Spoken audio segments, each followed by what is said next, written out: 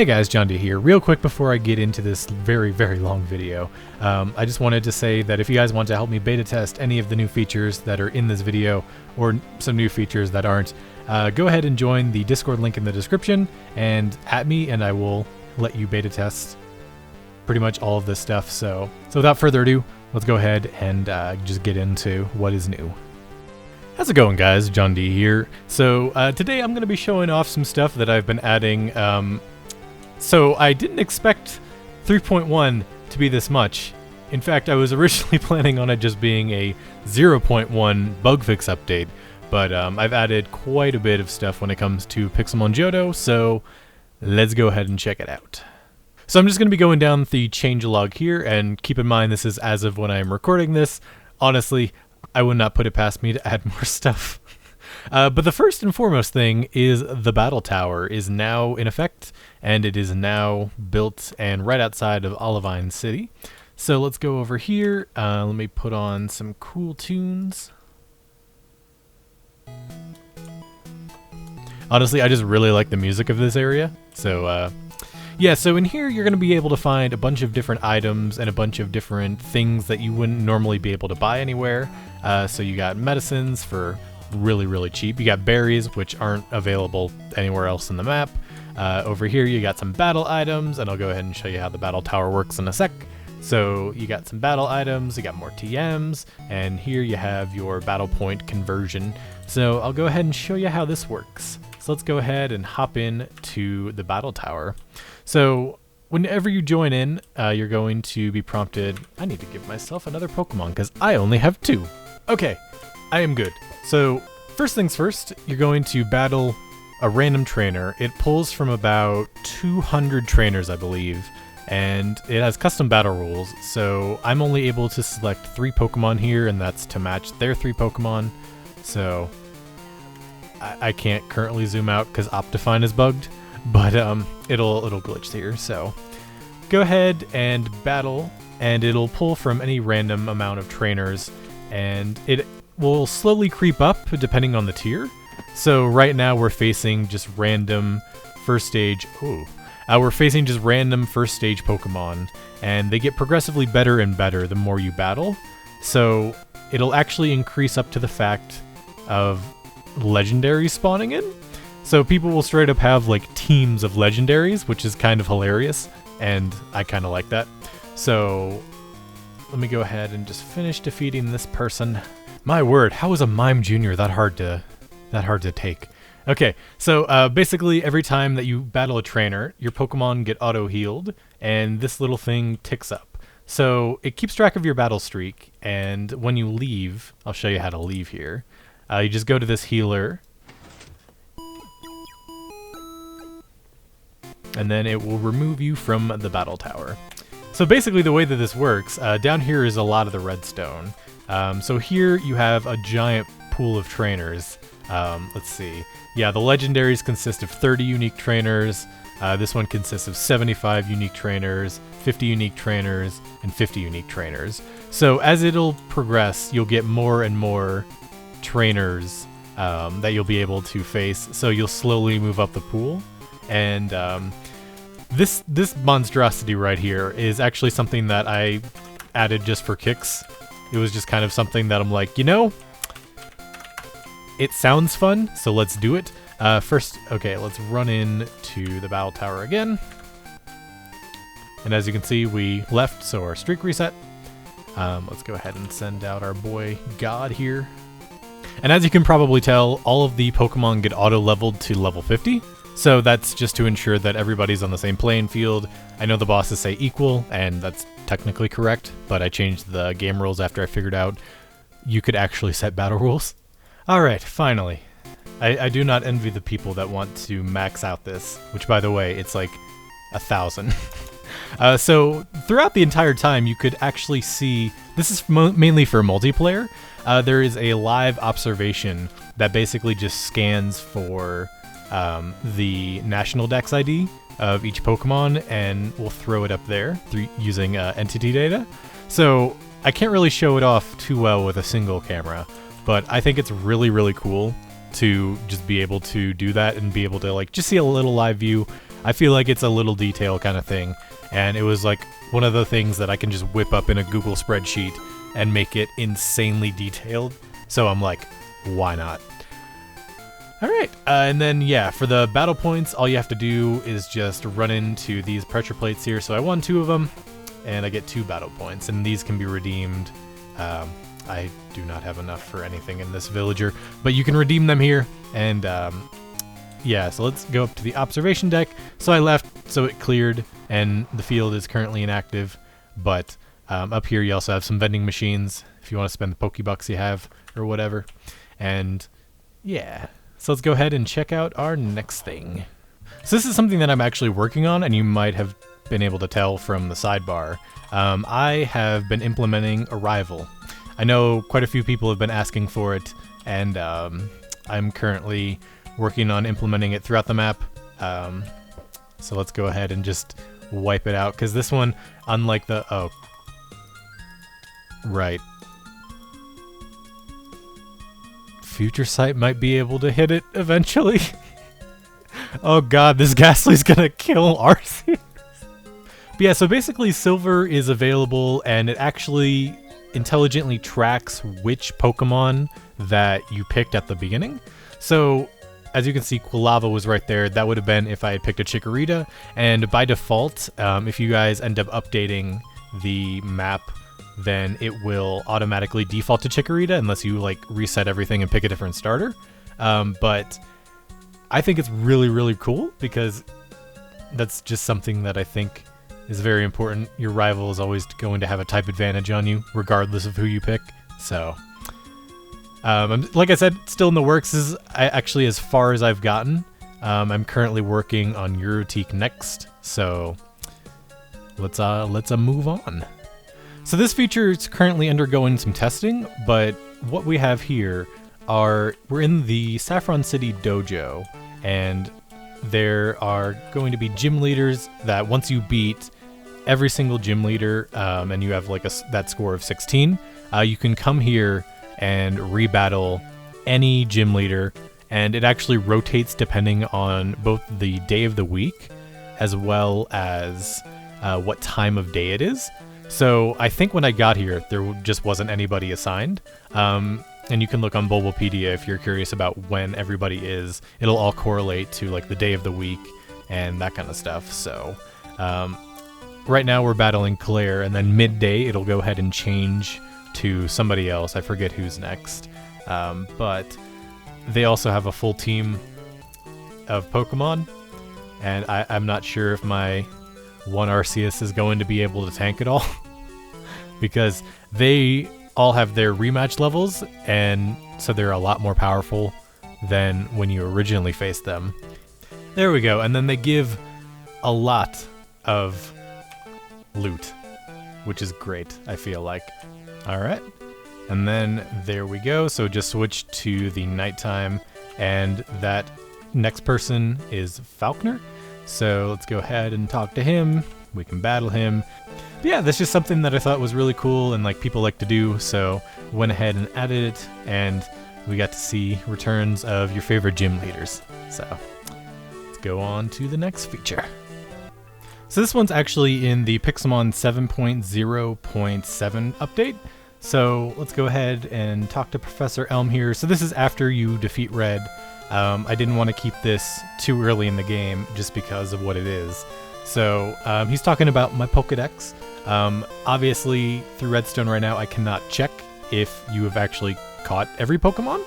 So what he's doing, he's given me a shiny charm.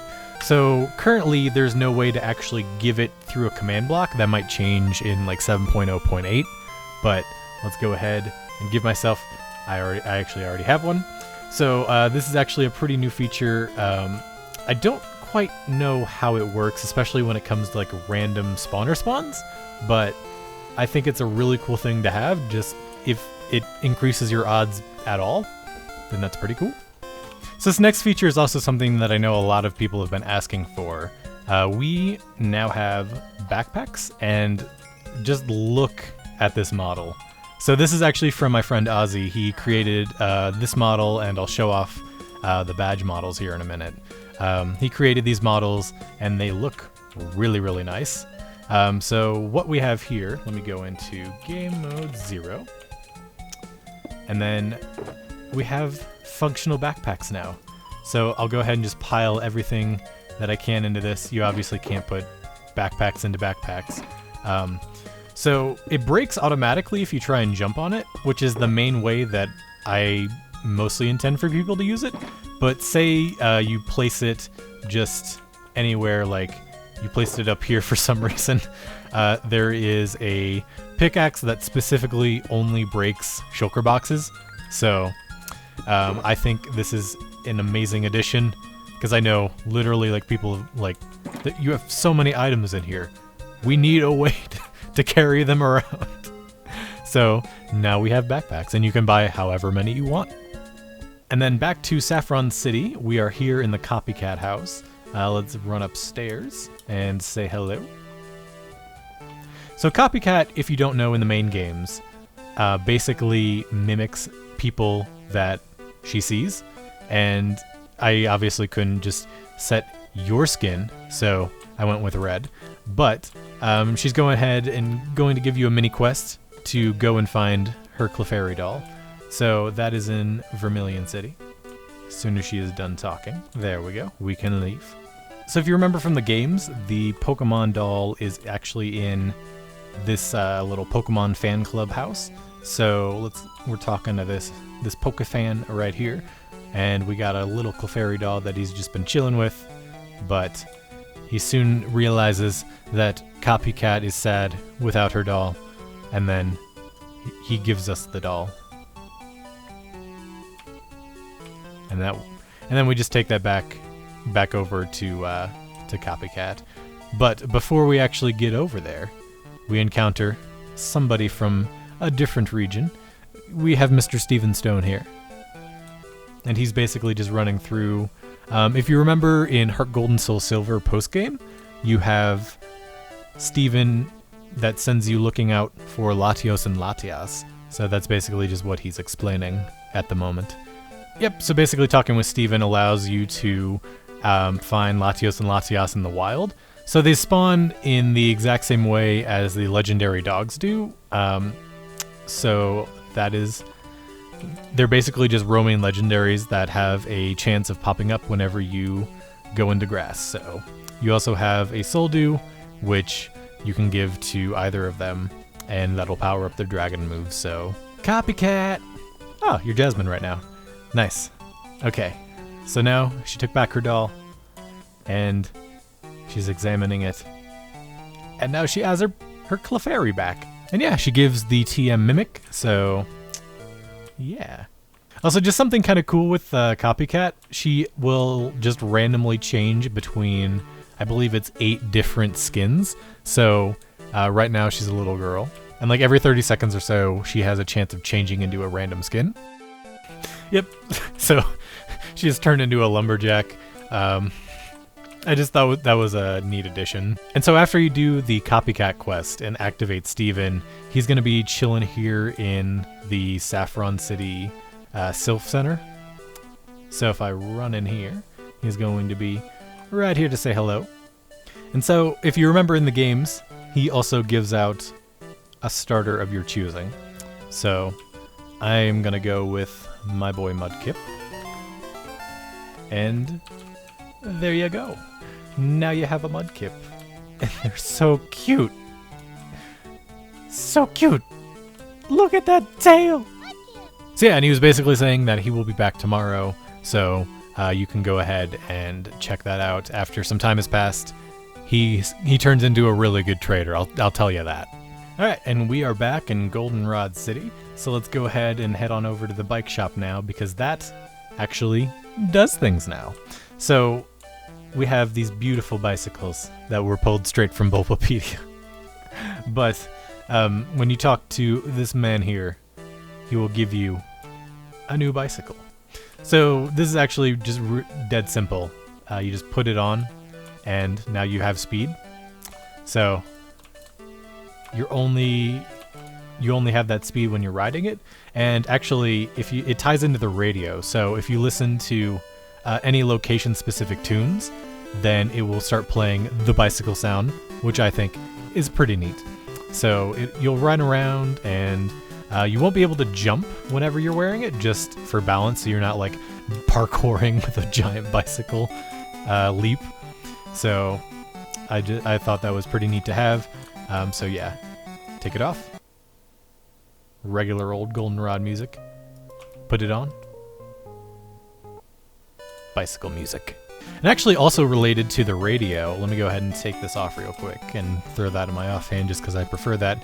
So I've added subregions when it comes to the radio. So right now I'm standing in the game corner, and you can see that there's now different music. So if you went in here before, there was just the standard Goldenrod music, and that's still true, but it was actually like a dead simple change that I can't believe I didn't think of. Until command blocks were like nearly instant with these repeating and chain command blocks. So it's basically just tiered radio. Let me go ahead and show you real quick. So right here is, the radio's gotten a bit of a change, but so right here you have the music in the offhand, and then it just tiers different things. So the bicycle is always going to be the top priority thing. So regardless of where you are, if you're wearing the bicycle, that's what's going to be playing. And then it goes to second priority things. What? And then it goes to second priority things that are stuff like Game Corner, Lighthouse, Dance Theater, Elms Lab. Basically anything that is a region within a region. So you have Pokemon centers, all of that kind of stuff. So I can actually go back and show you the Pokemon centers as well. Yeah, so basically all Pokemon centers have the ability to detect if you're in them and will play that tune accordingly. So I think that is just a really neat addition. It's a lot simpler than I thought it was, and I'm glad because I think it just really helps the ambience as well. But yeah, actually the radio got a lot bigger of an update than I was intending to. So if you mouse over it, it actually has different stations now. So Station 2 is your offhand music, and then if you tab over to Station 4, you're going to have different radio shows. So as you can see, this one's going to be the Lucky Number Show. Basically just broadcasting to you from Goldenrod's own radio tower here. And so the Lucky Number Show, if you remember, is just simply checking a Pokemon's ID against a bunch of different things. So if you walk over here, this is the guy that runs the Lucky Number Show. So let's go ahead and send out just any old Pokemon. Darn. So no, we didn't get any match, but basically the way that it works is it just randomizes depending on different odds. So since I wasn't able to actually check unique Pokemon modifiers in like a scoreboard sense, I basically just made it a randomizer. So there's a 50-50% chance you will get nothing. And then there is a 4 out of 5 chance that you're going to get a PP up, and then a 1 out of 5 chance that you're gonna get a really rare item. And so the 1 out of 5 chance, let me double check just so I'm saying the correct odds. It works out to 8 out of 9 times of that 1/5 time you're going to get an EXP share, but the other 1 out of 9 time is going to be a Master Ball. So that's some way that you can luck into getting yourself a second Master Ball, because that's how it's done also in the game. I don't know how rare the odds are, but it just sounded like good rare odds that I felt would be good. So the next station here is Station 6. This is Buena's password. So the first time that you listen to it, you're going to be given this little code here. And what you're going to want to do is take it into the radio tower, and then you're going to want to find Buena. So she is on... She's pretty high up in the floors. So I believe this is her desk right here. And when you take her the password, she will just give you a random item. So let's see what she gives us.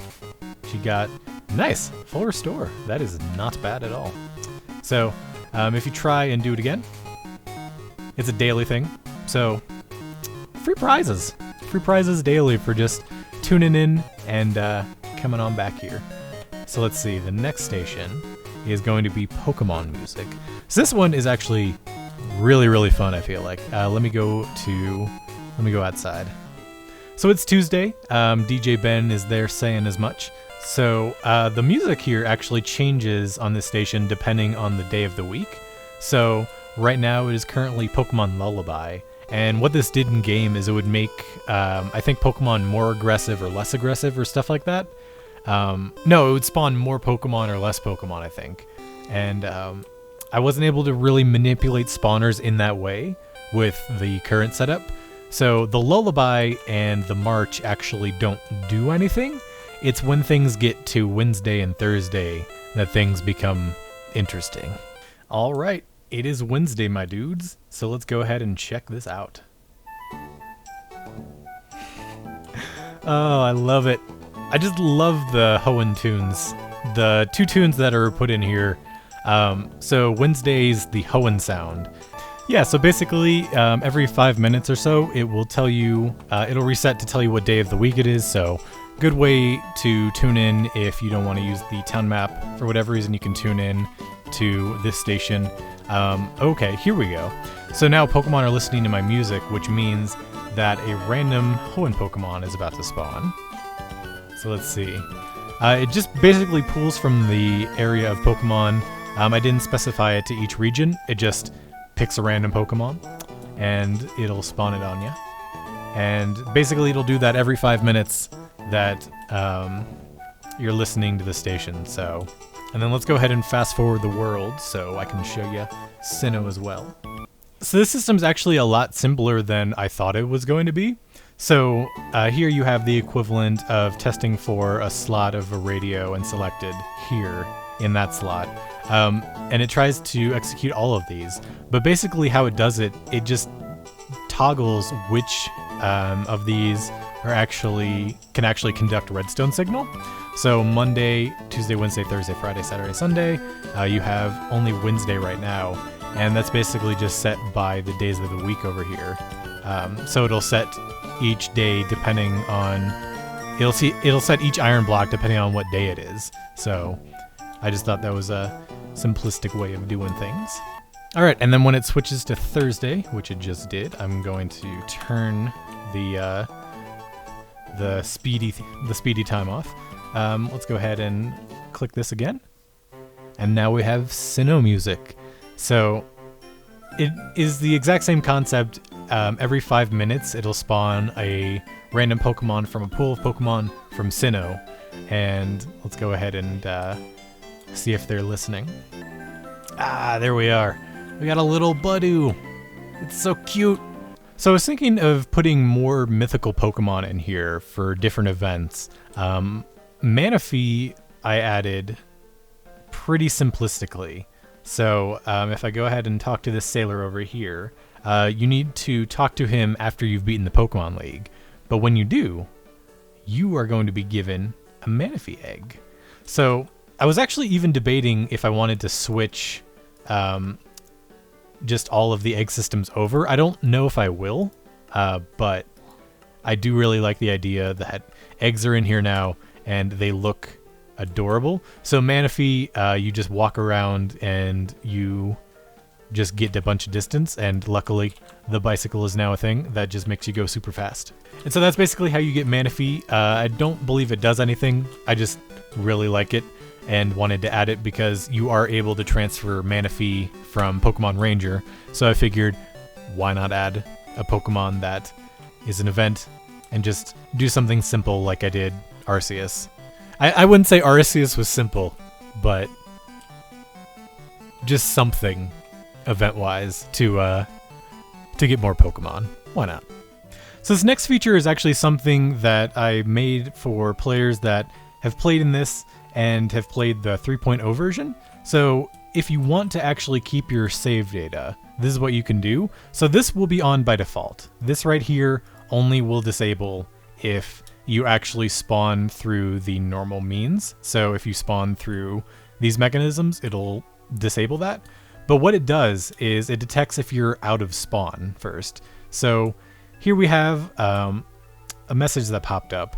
A previous update has been detected. Would you like to update scores from 3.0 to 3.1? And so if you're on multiplayer, just have everybody on the server before you click the yes.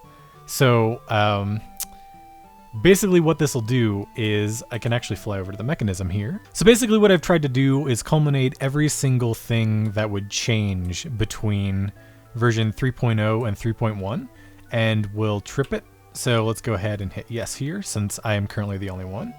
So it'll go through, it'll add a ton of new scores. So you have scores for everything from battle points to Latios and Latias, Copycat, Steven Stone, all of that kind of stuff. And it'll run through and do all this. And I'll make a dedicated tutorial on how to do this so people can do this. But now it reset everything in the world that would have changed. So it's pretty simple now to update versions, which I am happy about because that was needed ages ago and I never figured out how to do it properly. All right, and back to Goldenrod. So let me go ahead and pop on down to the radio tower here. So currently there's no Team Rocket takeover. I don't know if I will or if I won't. It remains to be seen. But what you can do now is go over, I went the wrong way. So if you go up the left side of the tower, run all the way up here, you can see there is now some new loot. We now have a basement key. So normally this is given out by the director during the rocket takeover and all that. I didn't really feel like doing that. I just wanted to add in a different area to, well, to have, because so you'll see what it looks like underground, but it has been built since the map, since basically Johto existed. It has existed below Goldenrod. It's just never actually been accessible. All right, so we're in the underground and we got our basement key. So if you run on over to the door, it'll just pop on open there. And down here you have the functional puzzle that is these switches. So if you're curious or want it spoiled, the combination is 3, 2, 1. And that'll allow you to pass through. It sets the switches, and then you just run through here. And then an emergency switch if, say, a friend locks you out or something. It doesn't reset unless you reset it. But if somebody locks you out, you can press that emergency switch. And down here is one of the newest areas added to the map. So I was working on this a while ago. It's a really simplistic area. It's mainly only intended for loot and to explore some more. So this is, if you remember, the underground to the department center. There's no way to get down here other than to go through that puzzle, and this is how you would go up. But you got some NPCs just chilling down here, and you got some choke statues that are help moving stuff around. But yeah, if you want to come down here and loot it and explore, that's always an option. So actually, when I did the original 3.0 update video, somebody reached out in the comments saying basically how I inspired them to help make their own server. My friend Ozzy now, he is actually running his own Sinnoh server, and I'll put a link to all of that in the description because I've actually also been helping out make some new mechanisms and implement stuff from Johto in his server, and I think it's a really cool area. And Sinnoh, I've probably said, is one of like my favorite regions itself, because that's like when I was running around in the action replay days and exploring and doing literally everything that you could possibly do. And as part of that, he also made me some custom models. So he made the backpack. He made a custom radio, which I really, really like. It's a lot better than that little 2D looking little thing that I just ripped from the Poketech in Crystal. And then he also went through and made custom badge models. So here we have the Zephyr badge, we got the Hive badge, we got the Plane badge. They're all spinning at the worst possible time. Fog badge, Rising badge, Mineral badge,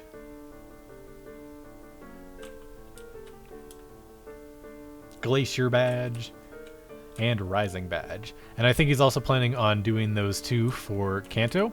So that's just, it's a really nice addition. Like, I like having custom models. I have no idea how to do them whatsoever, so I'm very glad somebody was able to do them for me, because I would be entirely clueless on all of this stuff.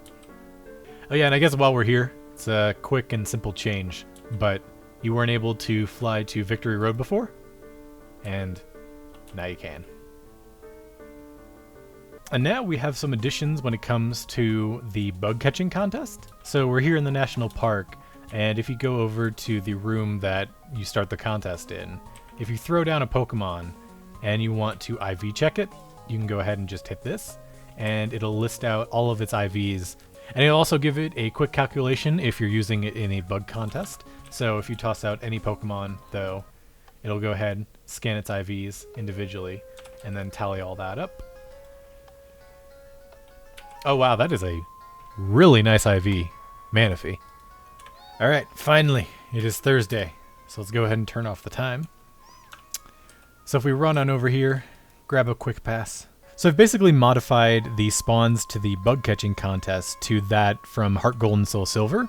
So you can now get Pokemon, fully evolved Pokemon, from the Hoenn region, which is really cool. They're all integrated into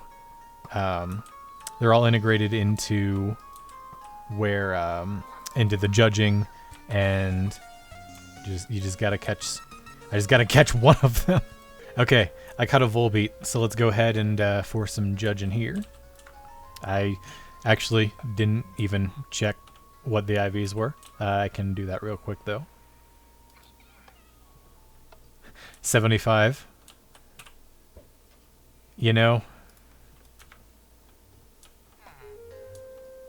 it's not gonna win. It won. How did that win? Oh gosh. But yeah, these Pokemon will stick around as long as long as they're still here after a contest. So they'll start slowly being phased back into regular Gen 1 and 2 Mon until... Oh, there's a Combee here. So yeah, if you really wanted to, you could either farm them when it comes to the Park Balls or whatever those were, and Sport Balls. And then you could also just walk out here and maybe catch some in other balls too. And so it's basically also different variants depending on the day.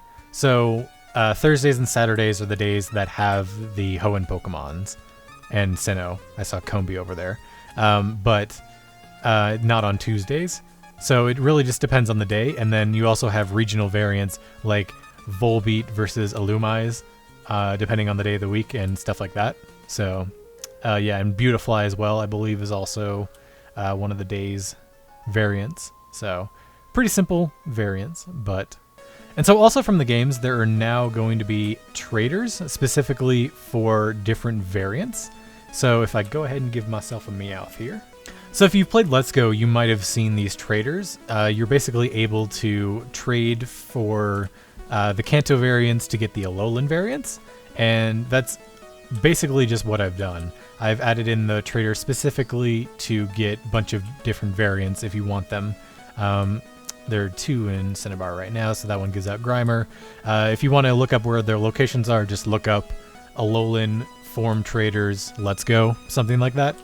And they're basically all just spread around. I think they're mostly just in the Pokemon centers around Kanto, and I thought that was a neat idea. Like, I took the idea of the Chanseys behind the counters from Let's Go, so figured, you know, if it fits in, why not? And yeah, from here, a lot of the changes are pretty minor. A lot of them I'll just leave in the changelog, which you can find in the description. Mount Silver is now an Extreme Hills biome, so if you wanted to evolve, say, Magnezone, you can just go in here and level it within this biome. So yeah, if I hit F3, you can see where are the biomes. Yep, Biome Extreme Hills, right there on the left, so... In Redstone, I've toggled all of the portal blocks so they are just simply always on. I know people were having trouble. Sometimes it would just straight up skip the detection if they were in a portal block, so I just made all of the portals on all the time, and it feels snappier. I don't think it causes that much lag since they're all limited to a pretty small area, but just something nice for quality of life. And then lastly, we have a very simple addition when it comes to the Whirl Islands. So when it hits Friday, you're going to want to go to the southwest. Yeah, the southwest cave. So march on in here. Why are there a lot of Pokemon? So this originally is supposed to spawn in Union Cave, but I didn't want a player getting a Lapras that early, so I simply moved it to here. And every Friday, there'll just be a Lapras that spawns, and you can do, you can battle it, you can capture it, you can kill it. Really don't care. It's just there to be got. So yeah, and there was also some changes when it comes to the Tellraw command. So each of these are basically using the trigger command, which non-ops are able to do if they are given it through a Tellraw command. So all of these are basically just radio quiz answers or people talking to you and you need to respond, all of that kind of stuff. So I made this specifically if you wanted to play this with other people. People were requesting they wanted to like stream it with their viewers, so I went ahead and tried to convert as many things as I possibly could to trigger commands as opposed to leaving it so people need permissions to like set block and summon and all of that kind of stuff. So it does include the Hall of Fame just because I would need to create a unique score for each Pokemon statue, and each Pokemon statue is a single. So like these are different regions, so each Pokemon would need its own score, and that's just too much. But other than that, yeah, I think that about covers it. I really did not expect 3.1 to be this big of an update. Like, it takes up an entire freaking page in the changelog, which is pretty freaking cool. So, hope you guys will enjoy it when it comes out. It's currently actually undergoing testing. I probably should have put this at the beginning, but if any of you are interested in helping me beta test some stuff, feel free to join the Discord that is in the description, and I just at me, and I will give you a copy of the current beta. So, yeah, hope you guys have enjoyed. My God, so much. I'll see you guys next time. So this is something that I had envisioned when I made the Days of the Week scanner. Oh dear Lord. Where did all of those Pokemon A come from, but B go?